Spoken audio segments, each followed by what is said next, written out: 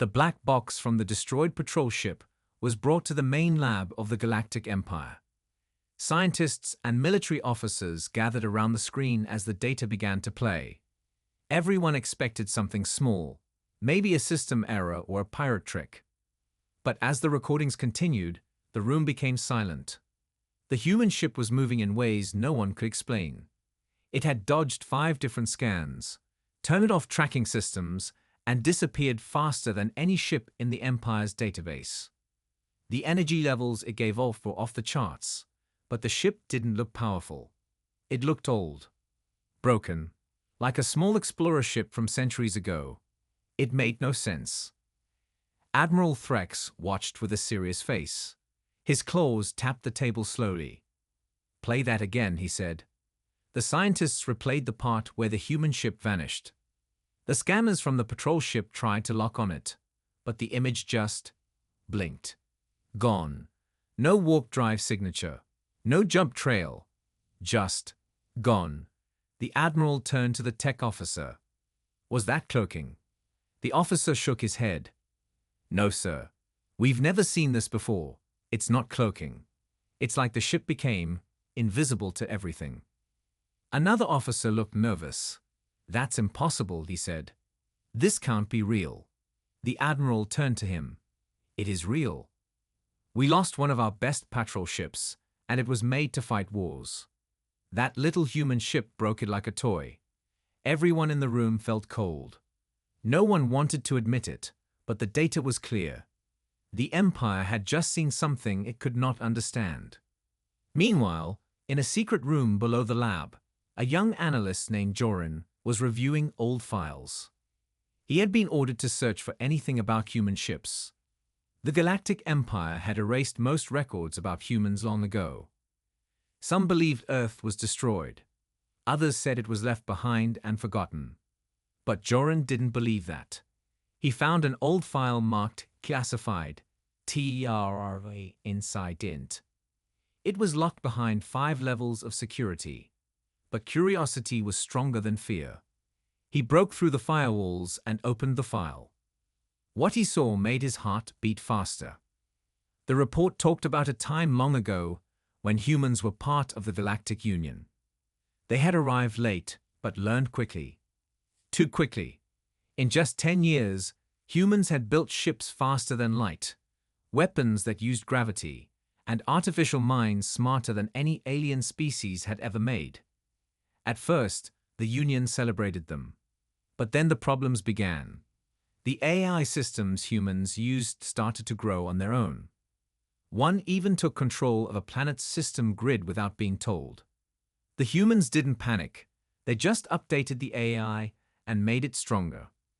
One line from the file stayed in Joran's mind. It said, "Humans do not fear losing control. They expect it, and they plan for what comes after." That was why the Union had feared them. Not because they were violent, but because they were too adaptable, too dangerous, too unpredictable. Joran closed the file and leaned back in his chair. Everything started to make sense now. The ship in the recording was not a surprise attack. It was a message, a test. The humans were watching. They had always been watching. And now they were sending scouts to see how weak the Empire had become. Upstairs, the council was still arguing. Some believed it was a trick.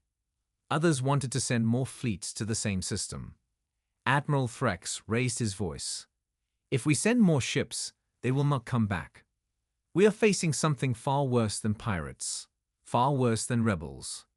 This is something from the old days, something we chose to forget." But many leaders didn't listen. They thought it was just one ship, one accident, one lucky human. They didn't understand. Joran ran into the meeting room. He was not allowed inside, but he had no time for rules. "I know what they are," he said loudly. Everyone turned to look. The humans, they were never weak. We pushed them away because they scared us.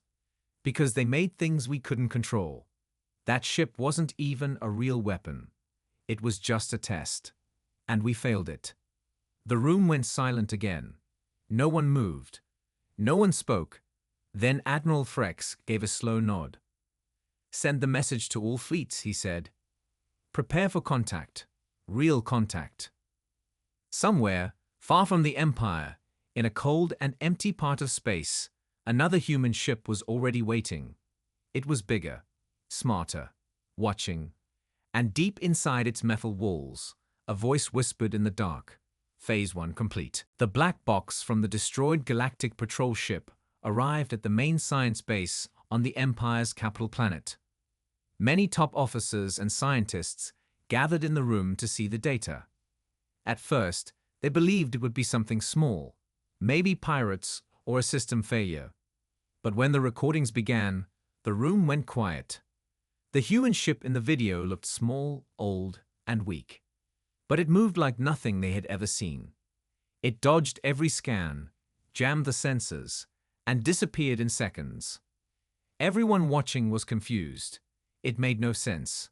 The ship did not look powerful, but it moved faster than any known tech in the Empire. Admiral Frex, a high-ranking officer, leaned forward and said, "Play that again." The video repeated. It showed the human ship breaking away from the patrol ship, then vanishing from all tracking systems. The scientists looked closely. One of them shook his head. "It's not cloaking technology," he said. "It's something else, something we can't detect." The Admiral didn't speak. His eyes stayed fixed on the screen. After a few seconds, he said, "This ship was not hiding. It was showing us that we can't see it even when it wants us to." Other officers started arguing. One said it could be fake. Another believed it was an unknown alien race, not humans. But the patrol ship's last recording had picked up one clear signal, a music broadcast with old Earth radio codes. The signal had a voice in English, saying, "Observer online. Phase 1 test complete." That short message caused panic among the analysts. It confirmed that the ship was indeed human. Down in the lower levels of the data center, a young intelligence analyst named Joran was searching through old restricted files. His job was to look for anything about ancient human technology. Most people in the Empire thought humans were extinct or lost somewhere in forgotten space. Joran didn't believe that. He had always felt the stories were hiding something. After hours of work, he broke through an old firewall and found a file called Terra Lockdown, Level 9. It was marked as highly classified and hadn't been opened for over 200 years. As Joran read through the file, he felt cold fear growing inside him. The documents spoke of a time when humans had joined the Galactic Union. At first, humans were weak. But in just a few years, they advanced faster than any species in history. Their AI systems became powerful. Their ships learned and upgraded themselves. One human ship called Mindforge had once hacked a galactic fleet in under 1 minute. Humans were not stopped by rules. They broke limits and found new ways to win every time. The most dangerous thing, the file said, was not their weapons, but their thinking. Humans didn't follow the same logic as other species. They took risks. They let their machines grow on their own. And when something failed, they rebuilt it stronger. The Galactic Union became afraid. One by one, other species voted to exile humans from the galaxy's center. Earth was cut off, its location erased from maps. The files ended with a warning. If terror returns, it will not return weak. It will return prepared. Joran's hands were shaking. He copied the files and ran to the command chamber. The council was in a loud meeting. Some believed the human ship was just a trick. Others wanted to send a fleet and destroy the area. Joran entered without permission and shouted, "Stop. You need to see this." The guards moved to stop him, but Admiral Frex raised a hand. "Let him speak," the Admiral said. Joran placed the file on the big screen. He showed the council the old reports, the data on human ships, the history that had been hidden. When the presentation ended, no one spoke for a long time. Then the Admiral turned to the others and said, "We were fools to forget them. Now they're back." One council member asked, "Do you believe this is war?" Threx answered, "Not yet. This was only a test, a scout. But it means more coming. If we don't prepare the next time, we won't be able to fight back." Far away, in deep space, another human ship floated near a dark star.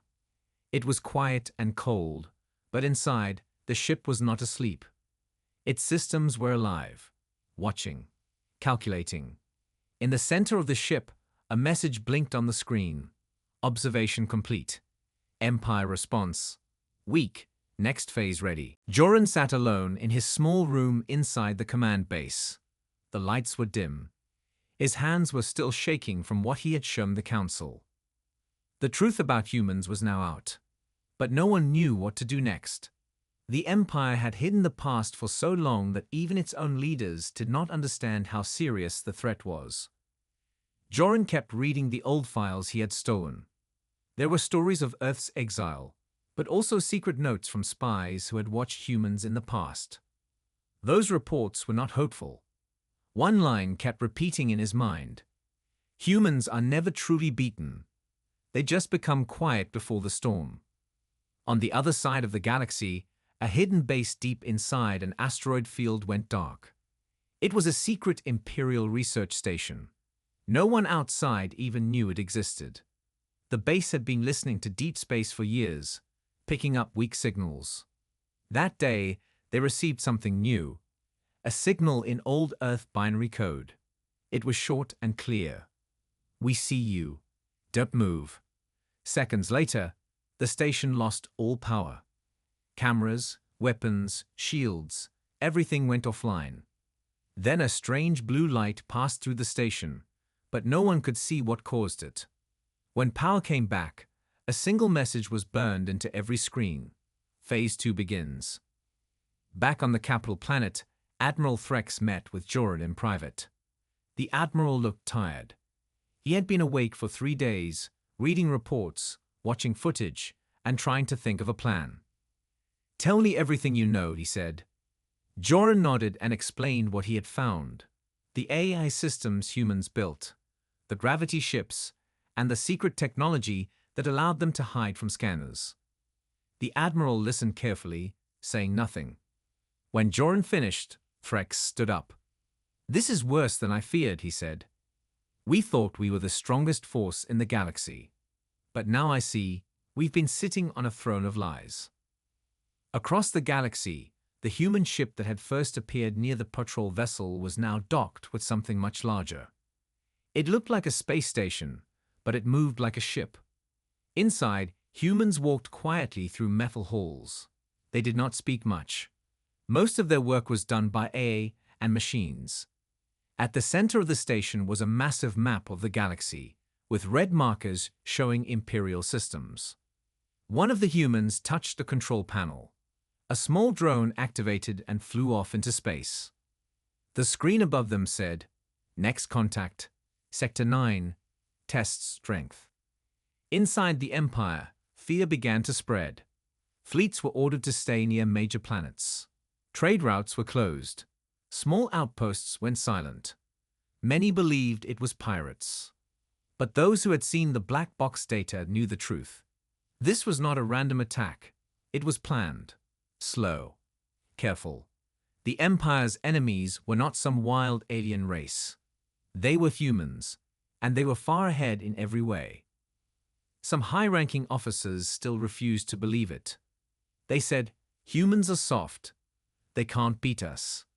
But Joran showed them more data, ships that moved faster than light, systems that controlled energy, and AI that could rewrite enemy code in seconds. Finally, the truth started to break through their pride. The Empire was not ready, not even close. One of the most shocking things Joran found was a secret mission from over 100 years ago. A group of scientists had been sent to look for Earth in a hidden part of the galaxy.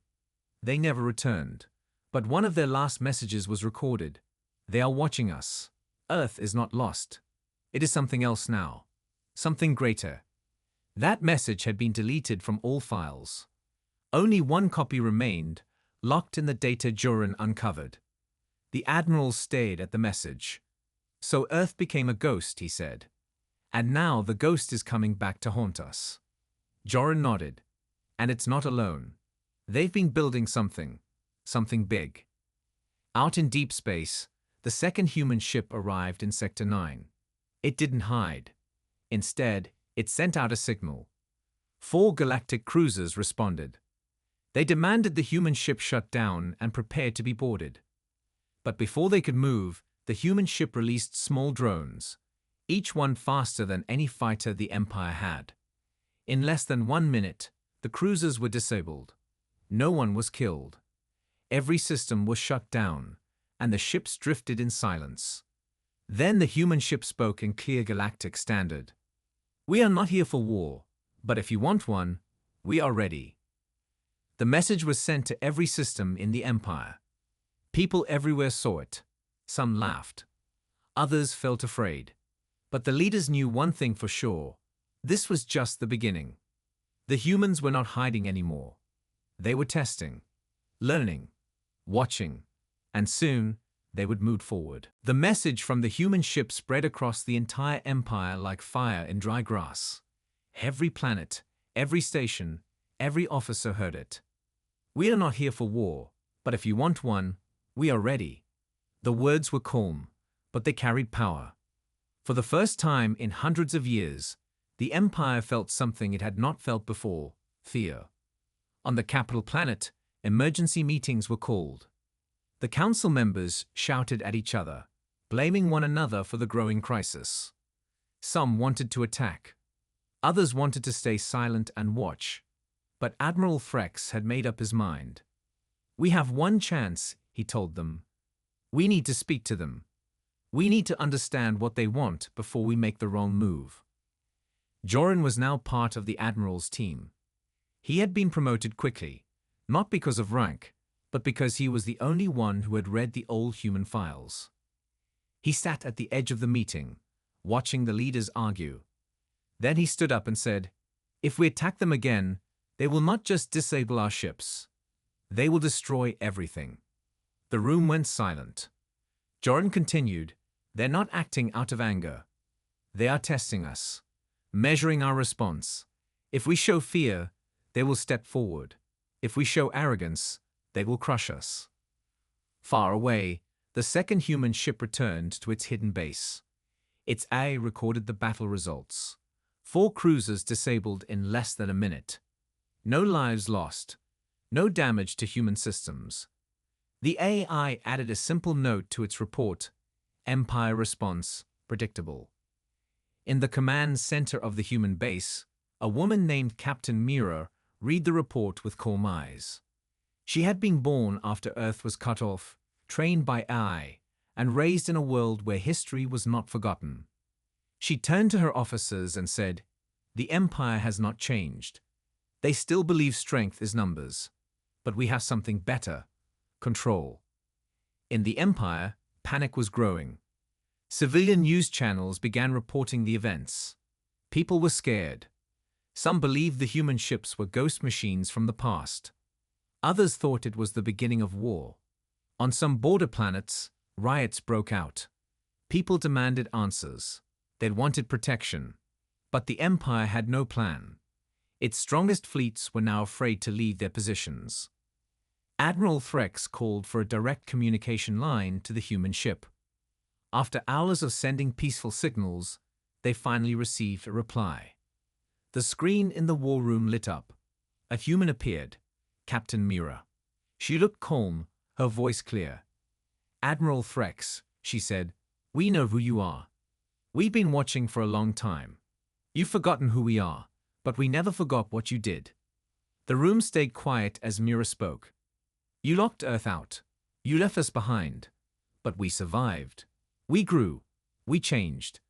Now we have returned, not for revenge, but to remind you what you threw away." Admiral Threx stood and spoke carefully. "We did not know your people had advanced so far. We believed Earth was no longer a threat." Mira smiled a little. "Yes, that was your mistake." Joran stepped forward. "Why now?" he asked. "Why return after all these years?" Mira looked at him through the screen. Because the galaxy is heading toward collapse. Your empire is breaking. Corruption, war, decay. We have the power to rebuild it. But first, we had to test if you were ready. So far, you are not. The message ended. The screen went black. No threats were made. No demands were spoken. But the meaning was clear. Humans had returned as watchers, not enemies. And the Empire was under their eye. In the following days, more strange things happened. Several Imperial fleets went dark. Not destroyed, just turned off. Entire systems stopped working for minutes at a time. And each time, the only clue was a signal from deep space.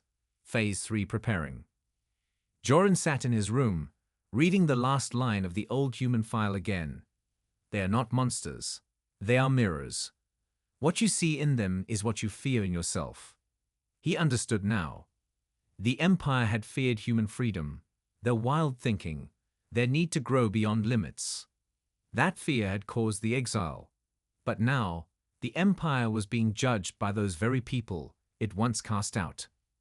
In deep space, inside the massive hidden station, Captain Mira warped to the command bridge. All systems were green. The AI voice spoke in the background. Empire reaction incomplete. Emotional weakness detected. Next phase in 48 hours. Mira looked out the window at the stars. They have one last chance to listen, she said. After that, we move forward. With or without them. The Empire had never been in a situation like this before. The fear and uncertainty were spreading faster than the Imperial forces could handle. The leaders could feel the pressure growing. Every action they took seemed to backfire. Fleet commanders reported strange power outages, equipment malfunctions, and missing ships. It was as though the humans were always one step ahead, watching, waiting, and silently testing every decision the Empire made. Admiral Threx gathered his top generals in a final war council. The room was tense. Everyone knew what had to happen, but no one wanted to say it aloud. The Empire had always relied on its power, its numbers, and its advanced technology. But against the humans, those things felt useless. Their ships were faster, their weapons smarter, and their tactics unpredictable.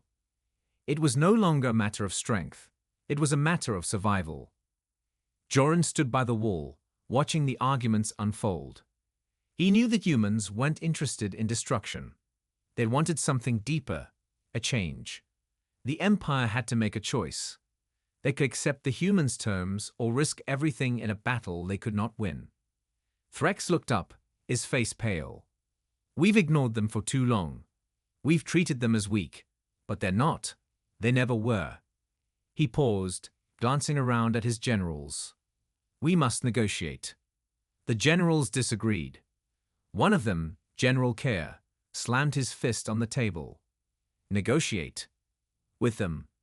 They'll use this moment to take us apart. They'll control everything if we don't act now. Joran took a step forward. We're already losing control. They've been watching us for years. They know more about us than we do ourselves. He turned to face the Admiral. We need to ask them what they want. If we fight, we lose everything. If we listen, maybe we survive. For the first time in years, Admiral Threx looked uncertain. He turned to the rest of the generals, who were still debating. Enough, he said, raising his hand. We will contact the humans. I want a meeting. No more fighting. No more hiding. It's time we face the truth. In deep space, Captain Mira received the message from the Empire.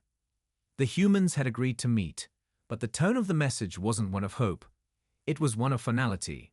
She smiled as she read it. They finally understand, she said softly. She turned to her crew. Prepare for contact. We will meet them on their terms. The chosen location for the meeting was neutral, a small uninhabited moon on the edge of the Empire's borders. The humans arrived first, their ship hovering silently above the surface. The Empire's fleet, consisting of 5 large warships, took position in the distance, waiting for the signal. Admiral Threx stood on the bridge of the flagship, his heart pounding. He knew this could be the most important moment of his life, and the future of the Empire rested on his decision. He had seen the power the humans possessed. He had seen what they could do. This was not an ordinary negotiation. This was an endgame. The transmission came in. Captain Mira's face appeared on the screen. Her expression was calm, but there was a certain intensity in her eyes. "Admiral Threx," she said, "we meet today to decide the future of this galaxy. Not through war, but through understanding." Threx spoke first. "We've seen what you can do. We understand your power.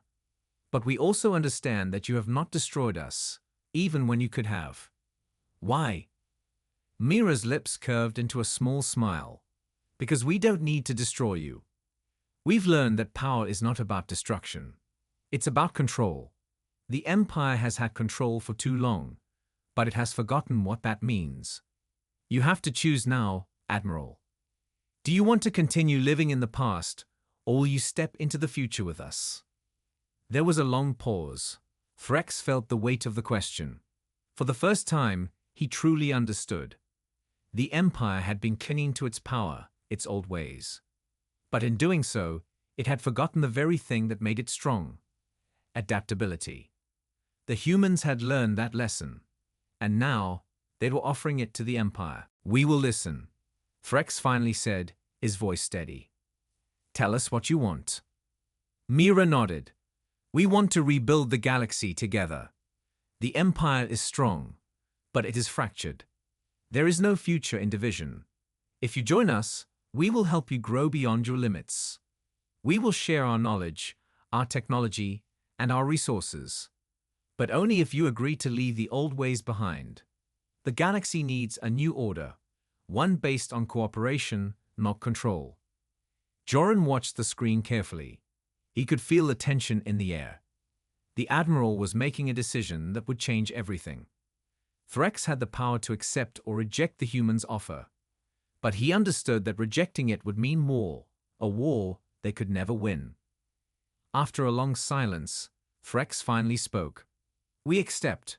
We are ready to change." Mira's eyes softened. Then the next phase begins. The transmission ended. As the screen went dark, Joran felt a strange sense of relief. The Empire had made the right choice, but the future would be difficult. There would be challenges ahead. Trust would need to be rebuilt, and the Empire's old ways would have to be erased. But for the first time in a long while, there was hope. In deep space, Captain Mira's ship powered up, and her crew set the course for the future. A new era was beginning, not just for the humans, but for the entire galaxy.